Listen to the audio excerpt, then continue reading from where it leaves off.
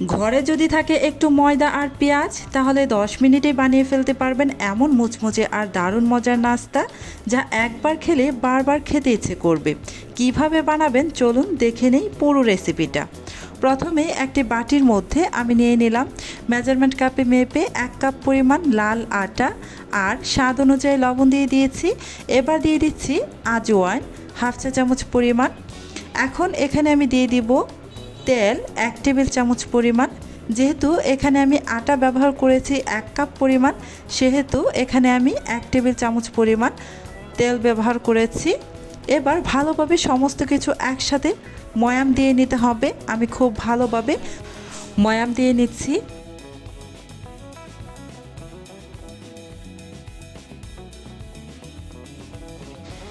এবার অল্প অল্প পানি দিয়ে এখানে একটা ডো বানিয়ে নিব।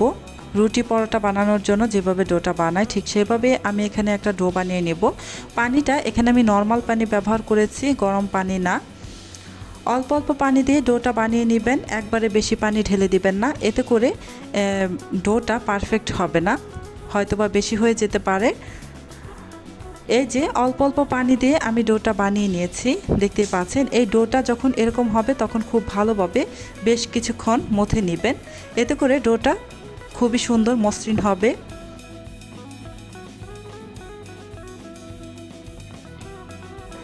এবার আমি এই ডোটাকে 2 ভাগে ভাগ করে নিব।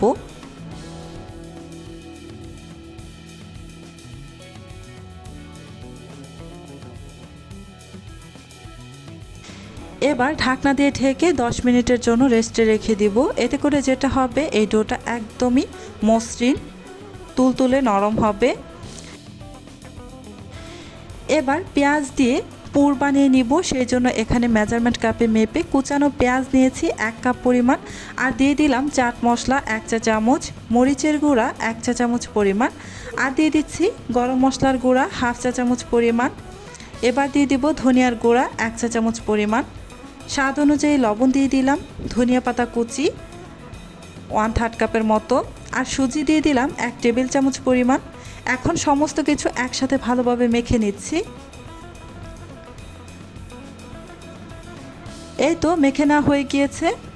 এবার আমি চলে আসলাম এই যে ডোটা যে বানিয়ে রেখেছিলাম, ঢাকনাটা খুলে এবার এখান থেকে 1 ভাগ নিয়ে নিচ্ছি। এবার একটি বেশ বড় সাইজের রুটি বেলে নেব। তার আগে এখানে সামান্য একটু আটা ছিটিয়ে দিয়ে রুটিটা বেলে নিচ্ছি। বেশ বড় সাইজের পাতলা করে রুটিটা বেলে নিতে হবে, খুব বেশি মোটা করে রুটিটা বেলা যাবে না, পাতলা করে রুটিটা বেলে নিতে হবে। এই যে রুটিটা আমার বেলে নেওয়া হয়ে গিয়েছে। এবার এর মধ্যে আমি দিয়ে দিব যে পেঁয়াজের পুরটা আমি রেডি করে রেখেছিলাম, সেই পেঁয়াজের পুর। এই পেঁয়াজ পরোটা বানানোর জন্য এখানে আমি অর্ধেক পরিমাণ পেঁয়াজের পুর দিয়ে দিচ্ছি।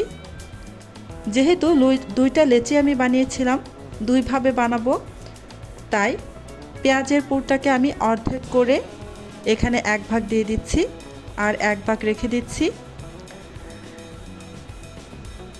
এবার এই পেঁয়াজের পুরটাকে রুটির উপর খুব ভালোভাবে বিছিয়ে দিব, চামচের সাহায্যে আমি ভালোভাবে বিছিয়ে দিচ্ছি। এই তো বিছিয়ে দেওয়া হয়ে গিয়েছে। এবার আমি এক সাইড থেকে রোল করে নিব, একটু মোটা করে রোল করে নেবেন। এই যে দেখতে পাচ্ছেন আমি মোটা করে একটু রোল করে নিচ্ছি। এটা খুব সহজেই সিল হয়ে যায় আর খুলে আসে না, কোনো পানি ব্যবহার করা লাগে না, এমনিতেই খুব সুন্দরভাবে সিল হয়ে যায়। এই যে রোলটা আমার বানিয়ে নেওয়া হয়ে গিয়েছে, দেখতেই পাচ্ছেন। এখন আমি একটি ছুরির সাহায্যে মাঝ বরাবর লম্বালম্বিভাবে কেটে নিব। দেখে বুঝতেই পারছেন আমি কিভাবে কেটে নিচ্ছি, মাঝ বরাবর এভাবে কেটে নিতে হবে।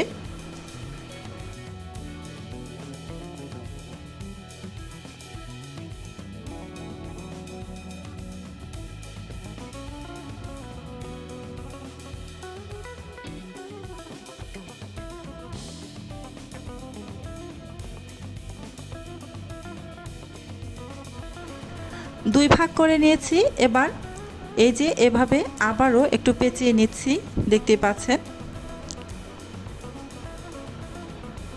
একটা রোল দিয়ে এখানে 2টি পেঁয়াজ পরোটা হবে। এই যে একটি আমি পেঁচিয়ে নিয়েছি, এভাবে সেমভাবে আমি বাকিটাও পেঁচিয়ে নিব।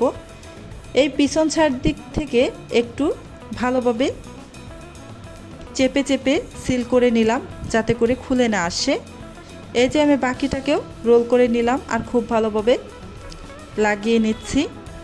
এখান থেকে একটি আমি সাইডে রেখে দেব আর অন্যটি দিয়ে পরোটা বেলে নেব।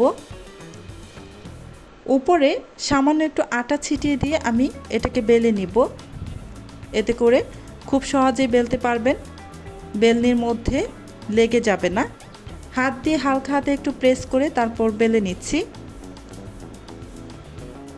আবার একটু আটা ছিটিয়ে দিলাম। খুব জোরে প্রেস করে বেলে নেওয়া যাবে না, হালকা হাতে প্রেস করে বেলে নিতে হবে। এই যে যতটা সম্ভব বেলে নেবেন।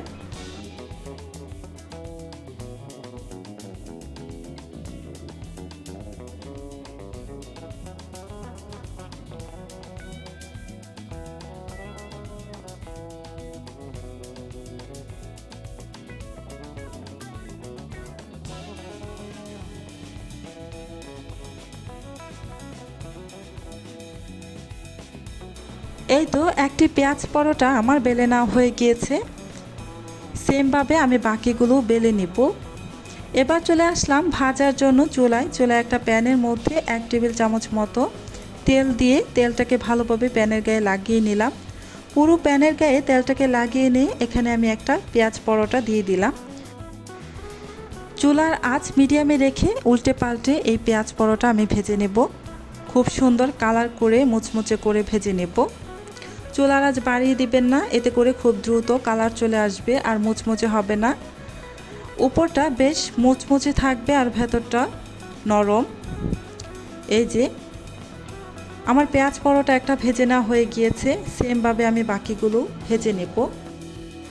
সবগুলো পেঁয়াজ পরোটা আমার ভাজা হয়ে গিয়েছে।